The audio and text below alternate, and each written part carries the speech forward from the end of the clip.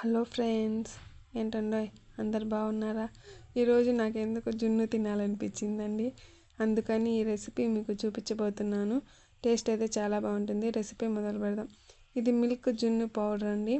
ఇలా చూపించిన విధంగా కట్ చేసుకొని ఒక గిన్నెలో పౌడర్ వేసుకోవాలండి.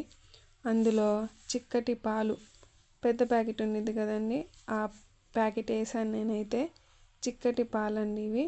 ఇలా చిక్కటి పాలు వేస్తే జున్ను చాలా బాగా టేస్ట్గా చాలా బాగా వస్తుందండి. అందులో బెల్లం, ఇలా పాలు వేసుకున్న తర్వాత బెల్లం అండి. ఈ బెల్లం ఆ పాలలో పౌడర్లో బాగా మిక్స్ అవ్వాలండి. బాగా మిక్స్ అయ్యేదాకా బాగా కలుపుతూనే ఉండాలి. ఎందుకో నాకు జున్ను తినాలనిపించిందండి. ఇక్కడైతే మామూలు స్వచ్ఛమైన జున్ను అయితే దొరకదు కదండి. అందుకని ఈ జున్ను పౌడర్ తెచ్చుకొని తినాలనిపించినప్పుడు చేసుకోవచ్చండి మనం ఇంట్లో. ఇలా ఒక కుక్కర్లో వాటర్ వేసి ఇలా ఉడకబెట్టుకోవాలండి. చూపించిన విధంగా గిన్నె పెట్టుకొని దానిపైన ప్లేట్ పెట్టుకొని కుక్కర్లో విజిల్ లేకుండా ఆవిరి మీద ఉడకాలండి.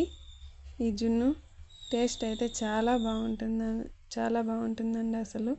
ఇలా చూసారా, ఉడికిందో లేదో చూద్దాము. చూసారా, ఆవిరి మీద జున్ను అయితే చాలా బాగా కుక్ అయ్యిద్దండి. చూద్దాము మరి ఎలా ఉందో. వావ్, చూసారా జున్ను ఎంత బాగా ఉడికిందో. చూసారా, ఒక ఫోర్క్తో ఇలా ఇలా చూస్తే దానికి అంటుకోకుండా ఉంటే జున్ను ఉడికిపోయిందండి.